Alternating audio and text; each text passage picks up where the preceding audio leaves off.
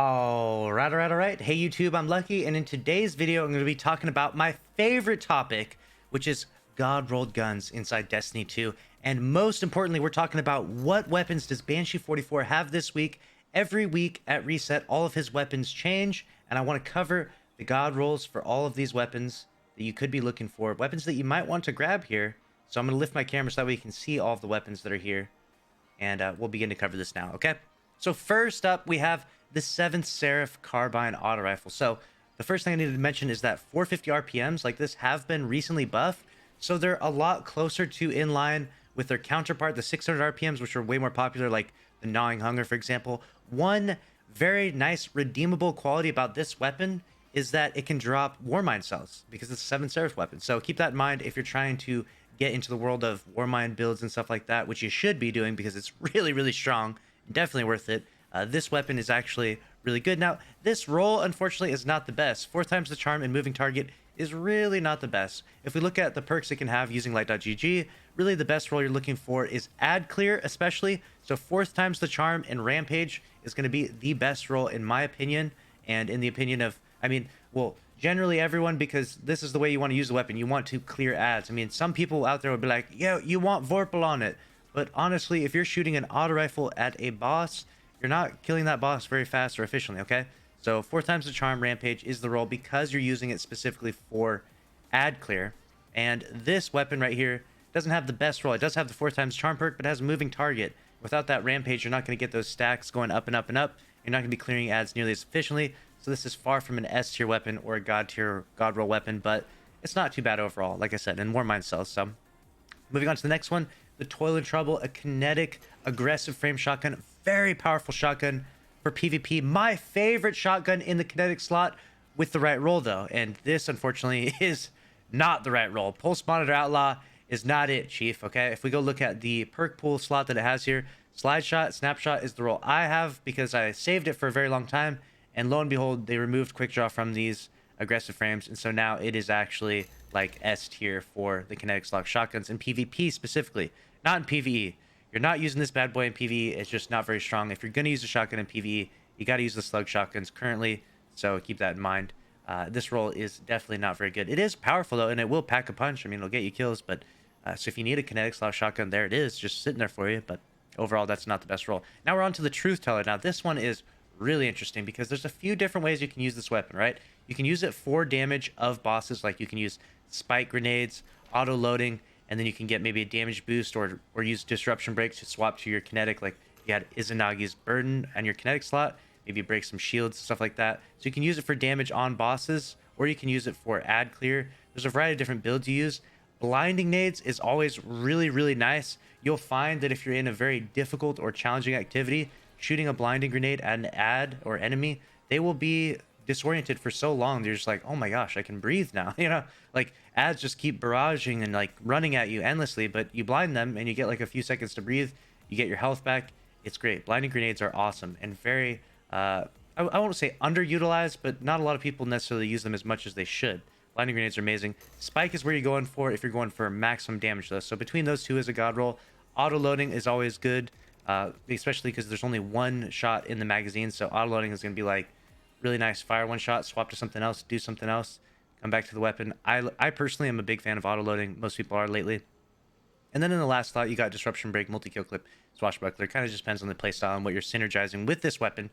But this roll right here doesn't have necessarily the best roll. It doesn't have the auto loading. It has grave robber instead, which is really not what you want to use with a grenade launcher. But you do have the blinding grenades. So if you want to try out this blinding grenades playstyle strategy, if you haven't already, grab this bad boy. Trust me. Go shoot this at an ad and come back to this video and be like, wow, that was actually the coolest thing ever. If there's some ad out there that's bullying you or whatever, running you down, champions or whatever, maybe, I don't think it actually blinds champions, so I take that back. But if it's a big, scary ad, usually it'll blind them. It doesn't blind everyone, though. Like, it doesn't blind a boss. Like, you're not going to blind Atheon or something like that, but keep that in mind. So, blinding grenades, very, very strong. Multi-kill clip on the roll, not bad either. You shoot that grenade into a pile of ads, get a bunch of kills.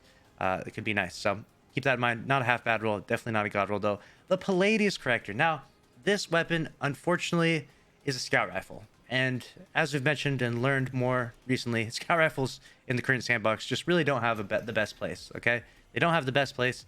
But this roll is not half bad. And And along with that, Pleiades Corrector, even in the scout rifle meta, this is the best archetype, but there are a lot of other options out there that are better. Like right now, the Vault of Glass scout rifle is really, really nice, so keep that in mind. I'll go look at the perk pool with you all though here. Fourth time's the charm, and multi-kill clip probably your best roll. Again, we're looking for ad clear. Subsistence multi-kill clip would also be really, really good too, so keep that in mind. Subsistence multi-kill clip would be pretty nasty. Those two are kind of the best rolls you're looking for ad clear. You're not taking this weapon into PvP, so keep that in mind. It's not going to be the best overall. And this roll is really not the best. Unfortunately, Pleiades Corrector, you know, it was really good back in the OG days of D2 year one, but lately it's just, you know, the new perk, the reprise version is not the best. So I have to say, big sag on that one. Second to last weapon we're talking about, the 7th Seraph SAW. Now, machine guns are terrible for boss damage. You can use them for ad clear, but you could also use your power weapon for boss damage. So it's like, do I really want to trade off using my power weapon for ad clear? It's like, that can be an okay strategy, especially if you have like Izanagi's Burden for boss damage maybe, so keep that in mind. And the 7th Seraph SAW does have the added effect of creating those more mind cells again, something you definitely don't want to look past or underutilize.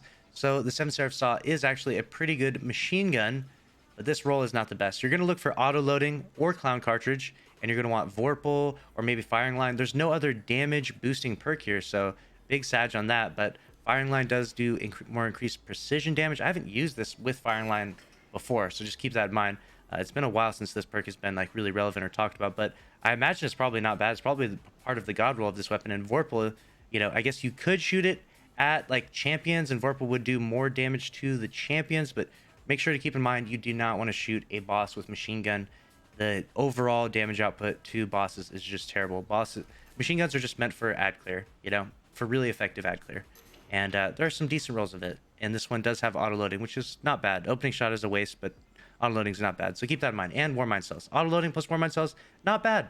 Last one we're going to talk about, linear fusion rifles. Okay, these linear fusion rifles have been buffed recently, and they are nasty, nasty, nasty. Very strong inside PvE. We have melted a bunch of different raid bosses. We melted all the raid bosses with linear fusions, using one just like this right here. It's very, very strong. The Tarantula linear fusion rifle, if you look at its perk pool right here, the biggest damage boosting perk you're going to get against a boss, since it doesn't have Vorpal, is going to be like box breathing. So that could be pretty strong. I don't know if you're going to want to continuously proc box breathing, or if the charge time would match the ability to proc it for every single shot. So I'd have to test that out. But unfortunately, there's nothing like Vorpal on it. If there was Vorpal on the Tarantula, it would be so much better and so much stronger. But since they have been buffed recently, they're actually pretty good, not too bad for boss melting. Field prep right here is not too bad. I would bet you money that I could get a fire team of 6, and we could all 6 buy this weapon and fuse it up to 1300, and we could easily melt the Templar with this weapon. I would bet you money it would be very effortless. So keep that in mind. These are strong weapons. I could take this exact roll too, this exact roll in there, and we could melt them. So there it is. That is my expertise on all of these god rolled weapons, or how close they are to god rolls. None of these are actually true god rolls. Like, I would say, if there was a real god roll, I would let you know. I'd be like, get this gun right now. So keep that in mind. None of these are exact god rolls, but sometimes you do need to add some of these weapons to your arsenal. And what I like to do is I like to upgrade things. You know what I'm saying? If this roll of the 7th Seraph Carbine is slightly better than the roll I have sitting in my vault, then I'm going to buy this one, and I'm going to delete the one in the vault, and I slowly upgrade things, you know, and I keep things of different archetypes, even if they're not popular or strong now, because as we've seen recently, Bungie buffs things erratically. All of a sudden, something that you thought was trash is now really good, you know, like Subsistence used to be a perk that no one talked about, but now Subsistence is like S tier. You want Subsistence on all your weapons. So keep that in mind, and best of luck to you out there in your effort to grind for those god rolls inside Destiny 2. Make sure to smash the like button if you enjoyed the video, subscribe for more, and I'll see you in the next one. Thanks for watching. Later.